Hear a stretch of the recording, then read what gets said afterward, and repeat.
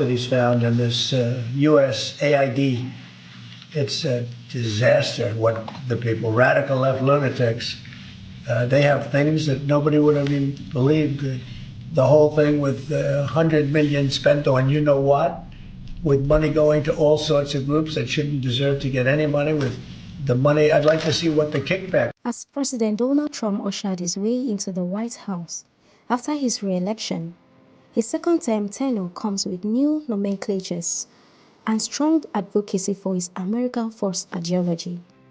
One of his first targets, foreign aid, with the U.S. pouring about $40 billion annually into humanitarian efforts around the globe. Trump's new direction sent shockwaves through aid centers and human rights organizations, especially in Africa and Nigeria. These groups, which depends heavily on American funding, now face an uncertain future, caught in the whirlwind of a policy that could leave them scrambling for support. Are you trying to go to the clinic? Yeah. It's closed. What happened? I mean, the US aid funding has been frozen, so they're closing down clinics. I don't know what to do. Serious. What will I do? There's nothing. Rootstv recently visited the prominent Reconnect Health Development Initiative to highlight the crucial role aid organizations play in Nigeria, despite the hurdles they face. During the visit, project coordinator Yusuf Anasanwo stressed the significant contributions of USAID to Nigeria's development. Based on global health programs, it's going to affect the global health programs. It's going to reduce the health programs we're doing across Nigeria. We can't have funds to get to those rural areas and to provide health services for them. There's a program we call the subsidized rehabilitation program. It's a program where you don't pay much to get a rehabilitation program. You know, mental health is very expensive. So this fund from US government is what we use to subsidize this treatment. So for example, if we offer subsidized rehabilitation program for 3,000 naira, without this funding from USAID, it will have to skyrocket to about 50,000 naira per session. So you see that people won't be able to afford these services like they do before, people from the rural area in particular. So this funding is going to affect programs in the rural area. So it's going to increase vulnerability also. Like people are going to be vulnerable to negative health, in like HIV/AIDS. HIV/AIDS is one of the most funded projects by USAID, and even creating awareness alone is being funded by USAID on HIV/AIDS.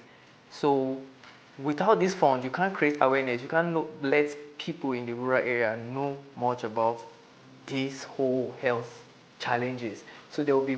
He also revealed that 40% of Nigeria's population lives below the poverty line, with 2.1% affected by HIV, many of whom rely on aid for life-saving medicines and essential support, especially in rural areas. Humanitarian aid organizations have faced significant criticism from various governments and agencies, with accusations ranging from corruption to alleged support for terrorism and color revolutions. These concerns were also acknowledged by Nigeria's Chief of Defense Staff, General Christopher Musa.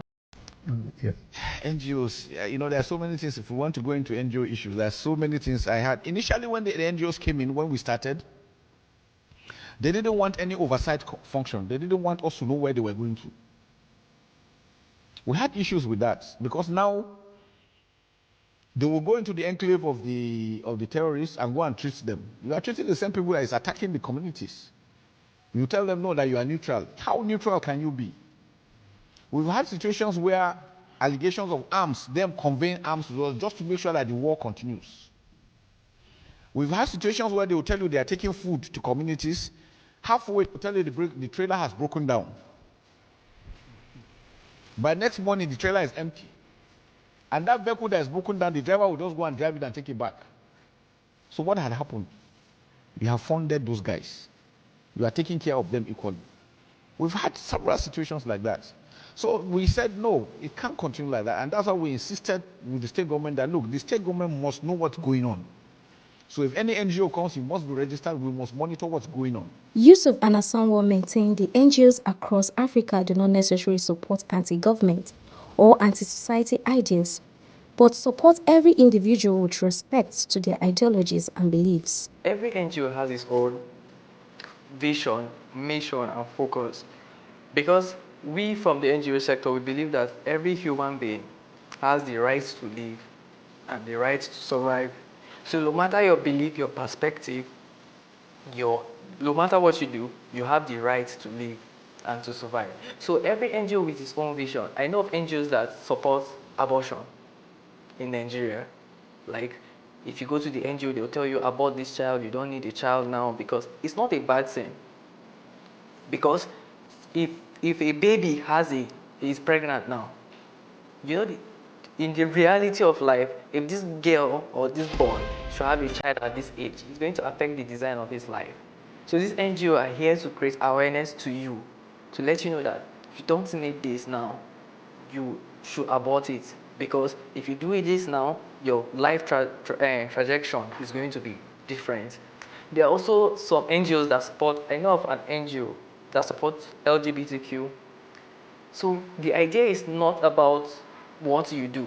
The idea is about someone being with you no matter in any situation. The project supervisor at Reconnect Health Development Initiative is urging the federal government and key stakeholders to prioritize and enforce policies aimed at strengthening humanitarian aid. He believes that with the right policy framework in place, the government can better address the pressing needs of Nigerians, particularly the most vulnerable communities. This should be set aside to continue these things, because if this project should stop, just as I said earlier, there will be vulnerable people in the rural area. There's going to be less attention to people from the rural area. So, and these people in the rural area, they are the workforce of the society, of the community, of the economy.